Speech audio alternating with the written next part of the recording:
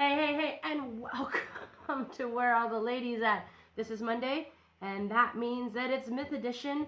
And because it is Black History Month, no matter what any orange man that sits at a desk in a round office says, I am covering African goddesses on myth. And then on Thursdays, I am diving deep into Black history and talking about some amazing women. Last week, I talked about Sister Rosetta Tharpe. We listened to some of her amazing music. She was awesome. This week, for Myth Monday, we are covering OH-yah, and she is a Yoruba goddess of storms, death, and rebirth. And on Thursday, we are covering Madam C.J. Walker, who is... I can't wait to get to talk to you guys about her. She's something busy. So let's talk about the elephant in the room. It is Black History Month, once again, no matter what other people say.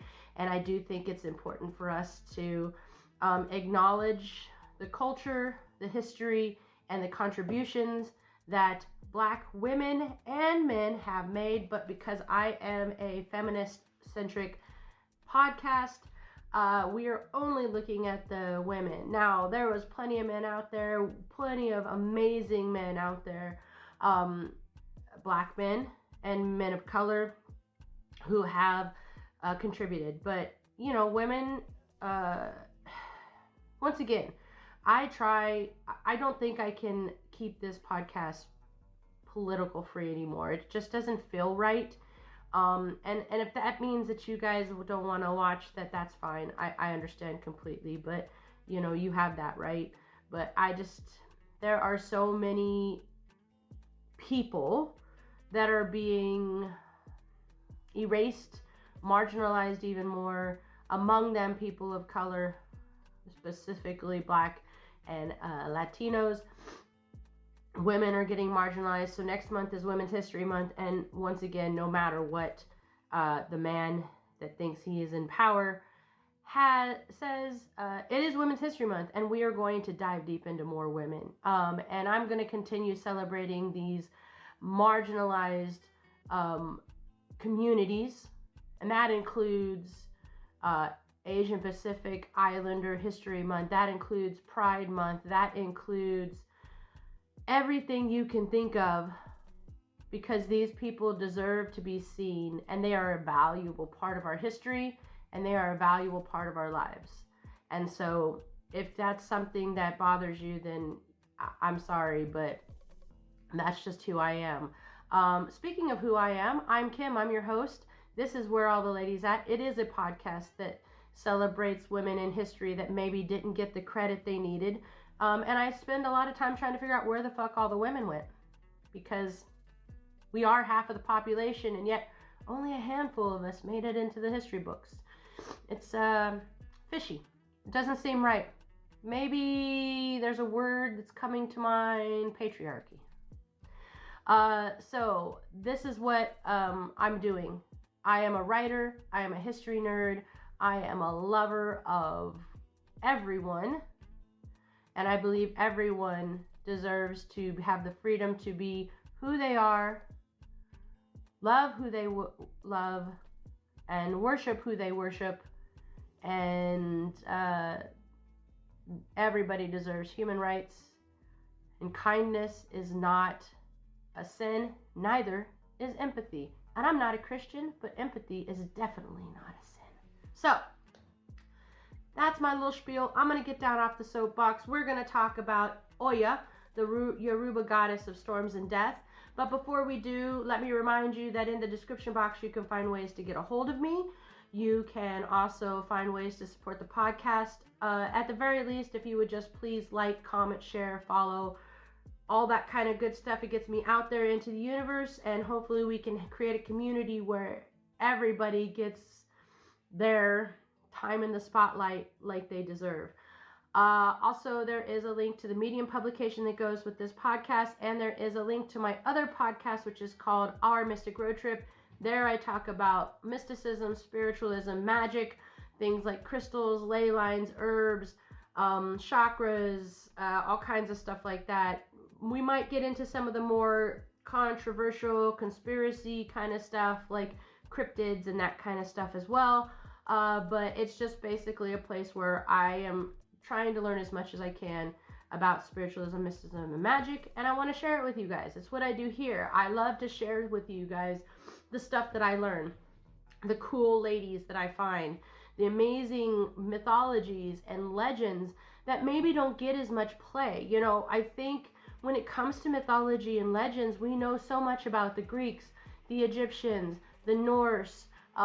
There's all these ones, but there's so many more awesome mythologies and legends out there that I think that I you know, and once again, there is some thought in this noggin about doing a third podcast that's solely about different mythologies. There, I wouldn't be focused only on the goddesses. I would cover the culture, the gods, and everything. So if that's something you guys are interested in, you know, message me, let me know. I would love to dive deep into some of these cultures and give you a deeper talk about the origin stories and the goddesses and the gods and all of that. And I probably cover some of the ones that we all know, but for the most part, I try to focus on ones that maybe we don't, like the Yoruba of southwestern Nigeria area. So that being said, let's go ahead and let's get started. Okay, so let's start with who is OH-yah? So I always want to preface this, guys, and say, like, I do have pronunciation keys, but sometimes I'm not going to sit here and stare at the pronunciation keys the whole time. So I might mispronounce everything, as I do apologize, but I'm trying my best here. All right, so OH-yah is a central figure in the mythology of the Yoruba. The Yoruba are primarily from southwestern Nigeria, and they have a very complex belief system centered around Orisha. And this is like their pantheon. These are the gods and goddesses. And most of them represent like natural forces and different parts of human life. A lot like a lot of other mythologies, right? But this mythology focuses a lot more on the natural forces. The Orisha are connected to elements, nature, human experiences. Sorry guys, I'm getting over a cold, so my nose is a little itchy. I might have to pause every now and then and do some blowing of the nose. Every Orisha has its own domain.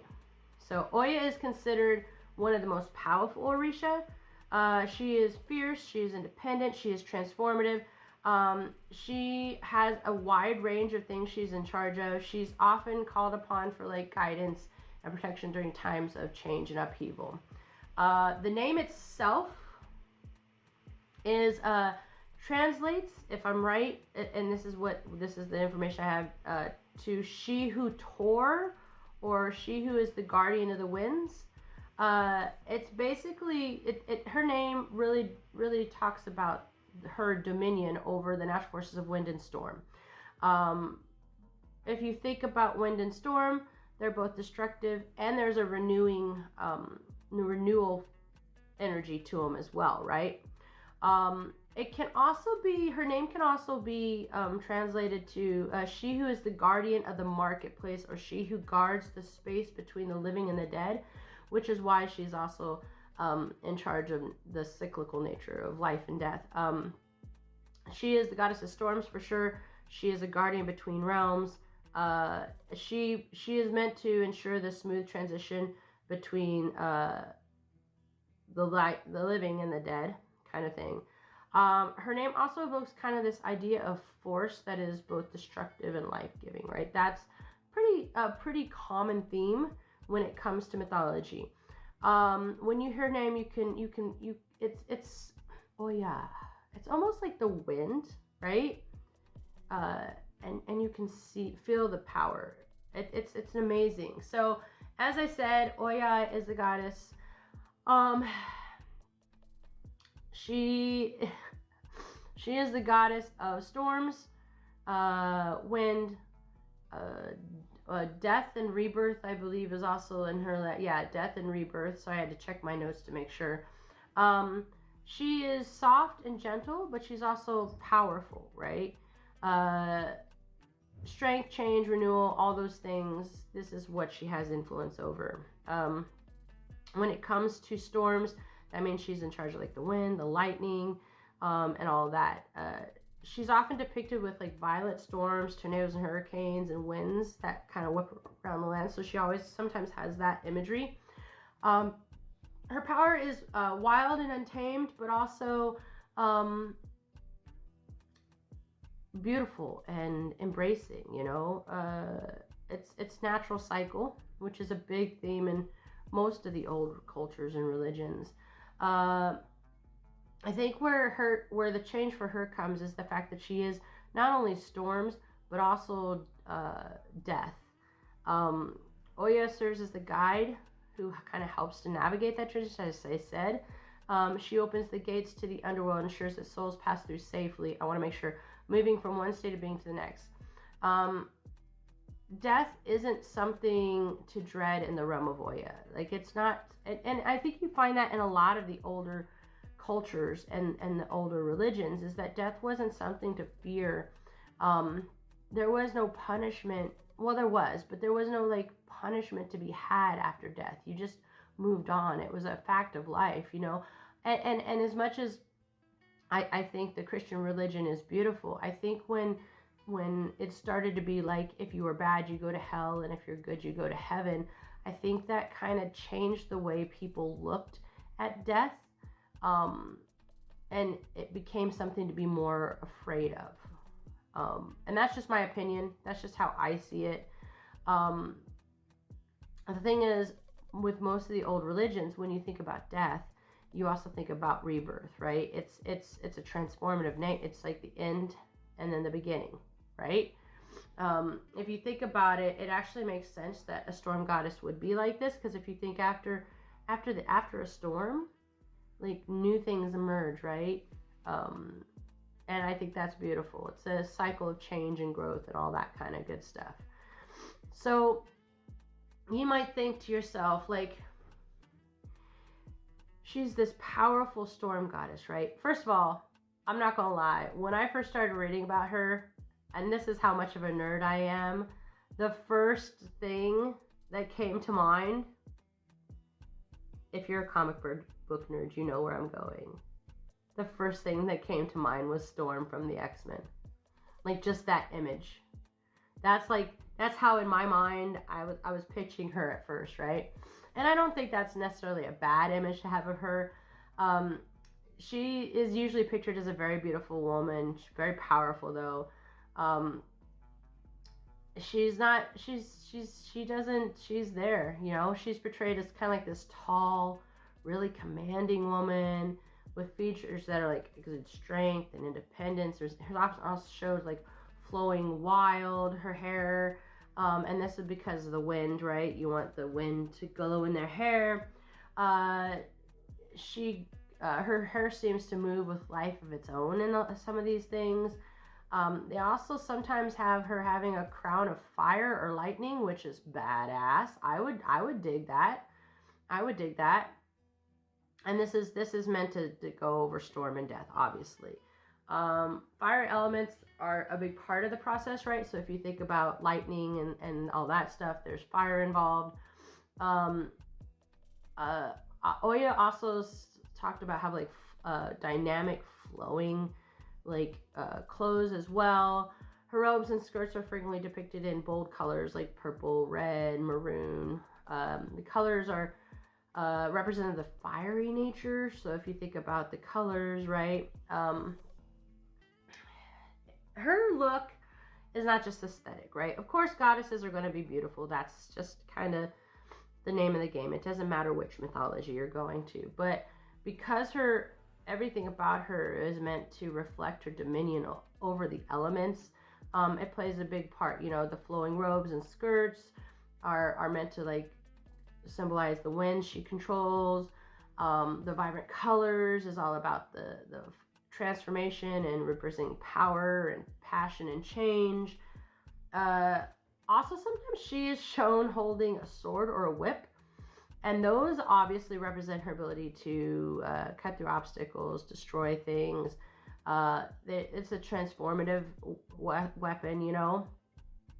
Every aspect of the way she is depicted is intended to put across her complex nature, right? She's powerful, she's destructive, but she's also change and regeneration, right? So those are hand in hand. And once again, it happens a lot in older religions and cultures that's kind of something that's not new. I mean, as we go through and we learn more about goddesses and legends and heroes and things of that, you're going to see that these themes pop up over and over again. And that is because this is how the cultures of the time and the people of the time felt about their religion and about the world just in general.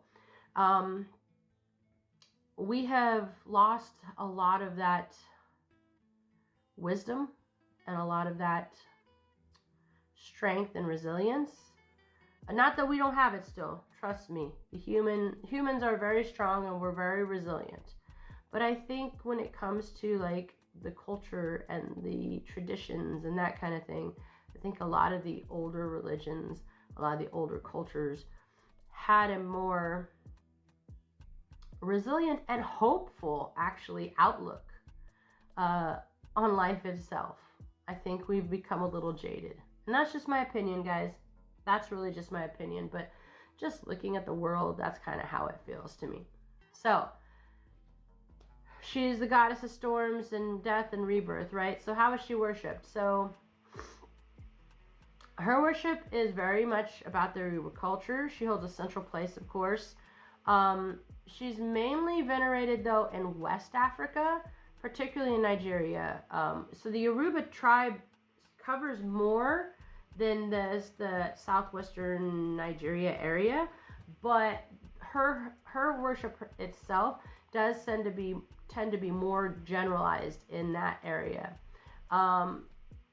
It has extended far beyond the continent through African diaspora.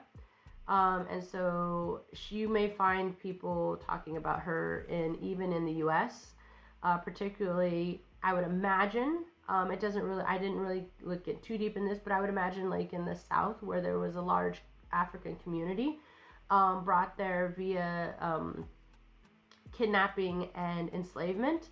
I would imagine that maybe with like the voodoo cultures down in the bayou and that stuff, you might hear her name pronounced a little bit more. I don't know. This is something I would say if she interests you, go check that out. But I would imagine back down in that area, she's probably more likely to be mentioned. In the traditional Yoruba society, OH-yah was often honored with like shrines, particularly near rivers and marketplaces or even burial grounds. Of course, she had the dual connection to both life and death, right? So rivers in most cultures of the old persuasion, rivers are often associated with life. And so it makes sense that would be where there would be shrines. Of course, marketplaces are places of transformation. Burial grounds, obviously, transition between life and death.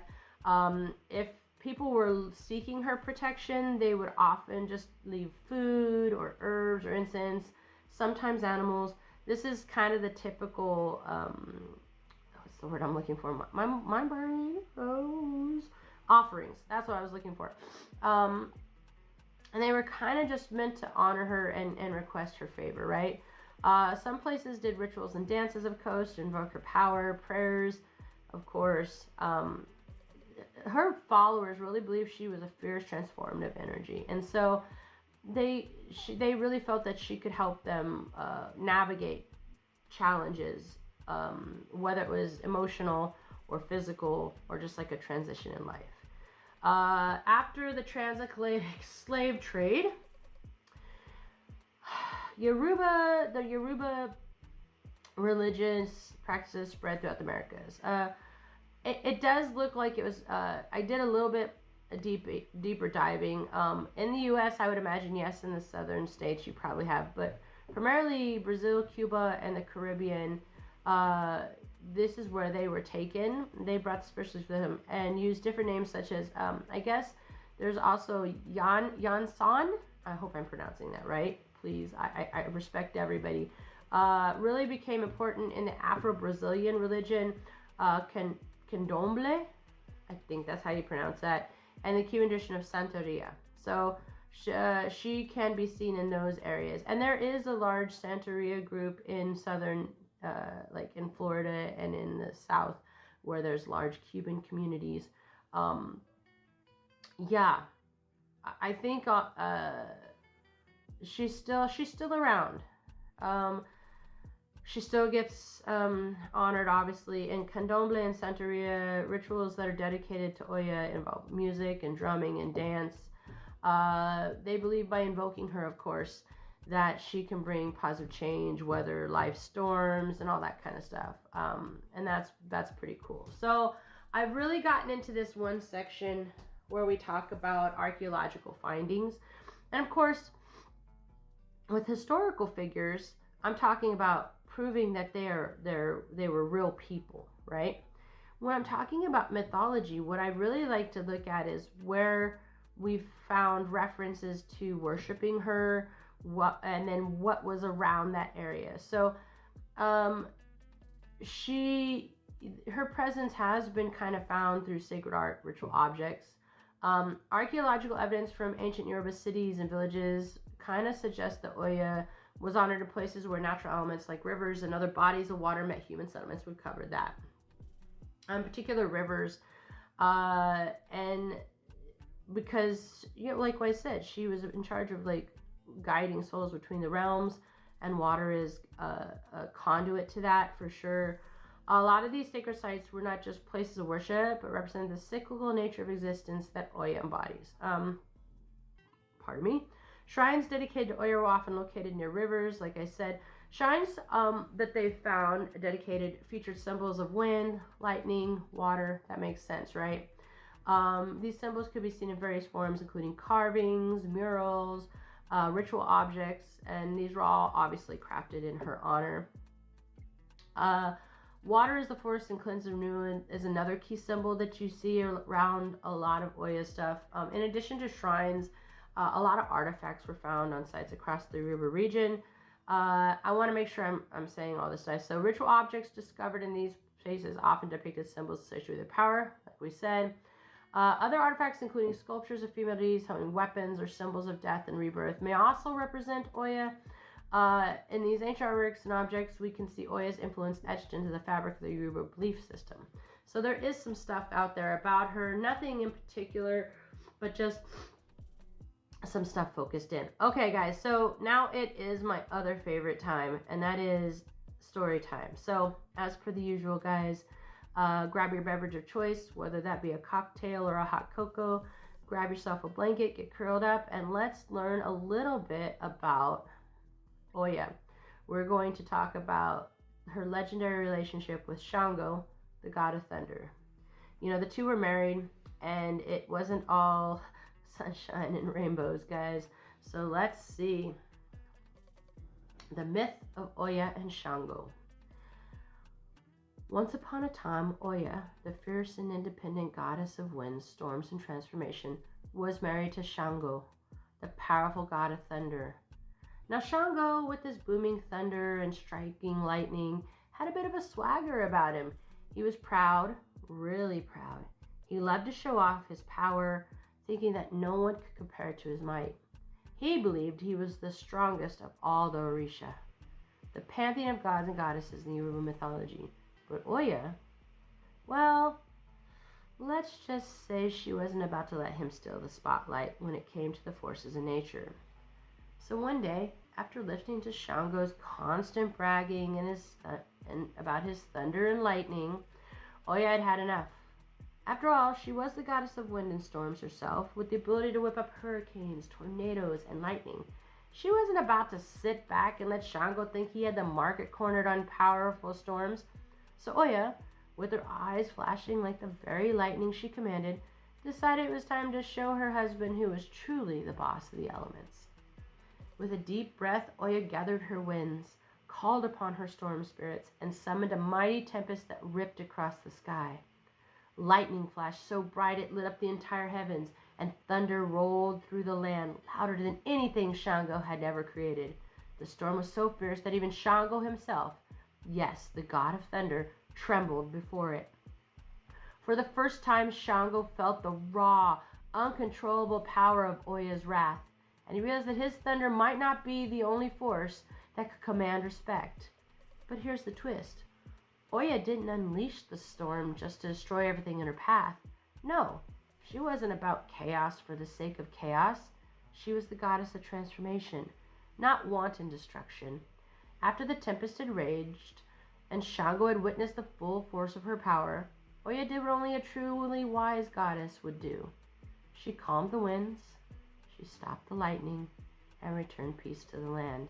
Her storm, though intense, had purpose.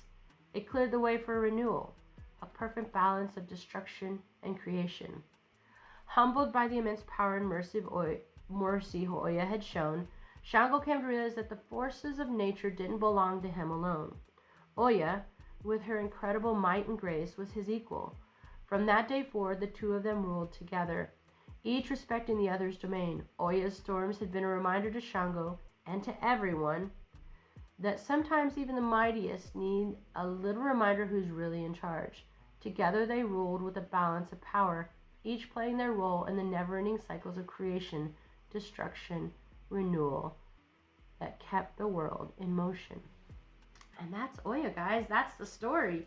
She said, you know what, bastard? You want to keep talking about all your bragging and all your, I'm a man, look at me. And she said, oh yeah? Sit your ass down. Sit your ass down. Let me show you what really can happen with this. And she humbled him. And that's what should be happening sometimes, unfortunately. Sometimes ladies have to do that. Even to this day, especially in this day, it's time to show our power and humble a few people. Yeah, I think that's a good lesson now. So guys, that's it. That's Oya. She's the goddess of storm, death, and rebirth from the Yoruba. I want to say happy Black History Month. Please check out anything you can. Please support Black businesses, especially small businesses. And because I'm a feminist, especially women-led businesses, they need it right now. I hope you enjoyed learning about Oya. We're going to learn about another couple cool Black African goddesses. And also, don't forget to check out Thursday's edition where I'm talking about Madam C.J. Walker. I have 3 more amazing ladies on my list. This week it's Madam C.J. Walker. Next week is Josephine Baker. And we're going to dive deep into Josephine. And then the last one of Black History Month is going to be Ida B. Wells, which I think is fitting because she was a journalist who just wouldn't take no for an answer. And yeah, just a mighty, strong woman. And all these, like all of the ladies I'm covering. Once again, guys, happy Black History Month. Please continue to celebrate. Please continue to celebrate these stories. For those in the United States, it's so important. Black history is American history. It is American history. Please remember that. Don't let the bigotry and the racism and everything that's going cloud your judgment. Everybody that lives in the United States, everybody that was born there, everybody that has been there for decades, their stories are our stories. Whether they're white, Black, Latino, Asian, whatever, their stories are our stories. America's a melting pot. Therefore, our history is a melting pot too. All right. Until next week, or until Thursday, guys. Don't forget Thursday. If you like what you hear, please reach out to me. There's ways to get a hold of me through my social media in the description box. There's ways to support the podcast financially if you want, through my Buy Me a Coffee and a Patreon. If not, if you would just like, share, review, watch watch me over on YouTube, listen to me on Spotify, check out my social media, do all that kind of stuff. Share it, because once again, it's important. If you like what you hear here and you want to learn more, make sure you check out my Medium publication. And if you are into crystals, tarot, all that kind of good stuff, check out my other podcast, Our Mystic Road Trip. Yeah. And as always, guys, stay curious, and I'll see you.